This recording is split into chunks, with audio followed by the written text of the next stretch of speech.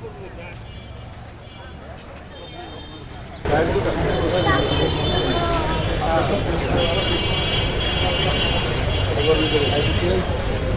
দোকান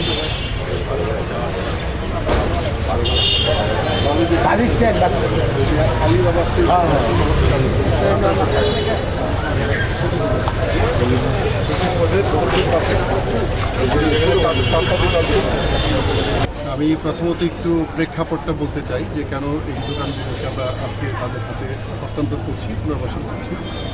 মূলত আপনারা জানেন যে ভালুকা বাসস্ট্যান্ড থেকে শুরু করে আমাদের 5 রাস্তা পর্যন্ত যেই অংশটুকু, এটি খুবই গুরুত্বপূর্ণ একটি রাস্তা। এখান দিয়ে প্রতিদিন হাজার হাজার মানুষ যাতায়াত করে এবং আমাদের ভালুকা সরকারি হাসপাতাল যেটি, সেটিতে যাওয়ার রাস্তা কিন্তু এই একটি।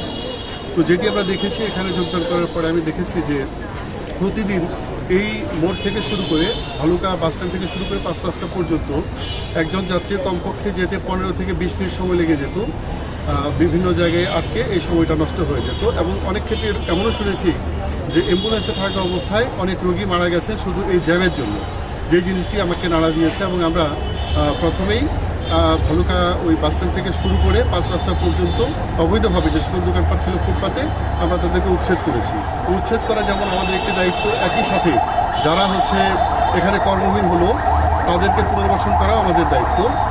প্রতিটি নাগরিককে নিয়ে সরকার ভাবে, সেই দৃষ্টিকোণ থেকে সেখানে বিচ্ছিন্নভাবে যে ফলের দোকানগুলো ছিল আমরা তাদেরকে ভালুকা পৌর ফল মার্কেট নামে একটি মার্কেট করে দিয়ে তাদের পুনর্বাসন করেছি। এবং যে সকল চায়ের দোকান ছিল তাদেরকে যেখানে স্থাপন করলে জ্যাম হবে না সেরকম সুবিধাজনক স্থানে স্থানীয় সিদ্ধান্তের প্রেক্ষিতে এবং আপনার ভালুকা পৌরসভার ব্যবস্থাপনায় তাদেরকে আমরা বসার ব্যবস্থা করে দিচ্ছি। এবং আজকে তাদেরকে আমরা এই যে আপনারা দেখছেন যে নান্দনিক কিছু টি স্টল, এগুলো আমরা হস্তান্তর করছি। এবং হকার যারা ছিল তাদেরকে আমরা একটি সুবিধাজনক স্থানে আমাদের খাস জমিতে একটি হকার মার্কেট করে দিচ্ছি।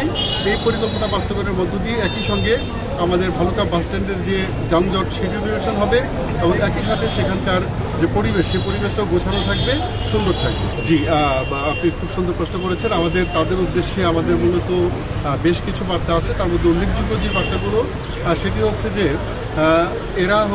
ওনারা ওনাদের দোকানে চা বিক্রি করতে পারবেন, পানও বিক্রি করতে পারবেন, কিন্তু প্রথমত আমরা যে বার্তাটি দিয়েছি যে এখানে সিগারেট বিক্রি করা যাবে না, এটি একটি বিষয়।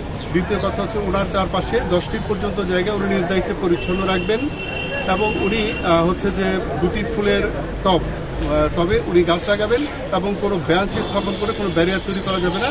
বসার জন্য অল্প কিছু টুল রাখা যেতে পারে।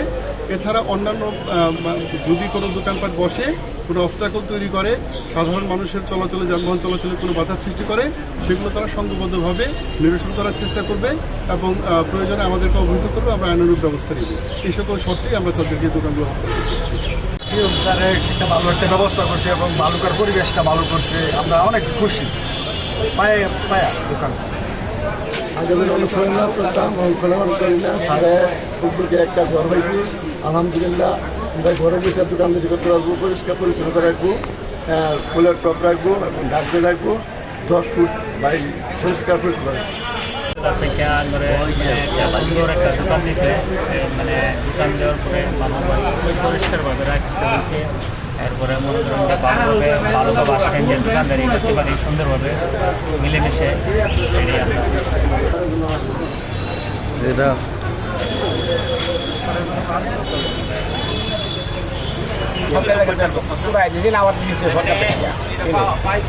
আমরা পরিবেশ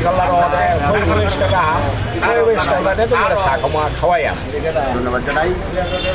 আর সবাই মিলে যাতে পরিষ্কার পরিচ্ছন্নতা রাখতে পারি আর চার মান যাতে ভালো রাখতে পারি, এই চিন্তা সকলেই চেষ্টা করতে হবে।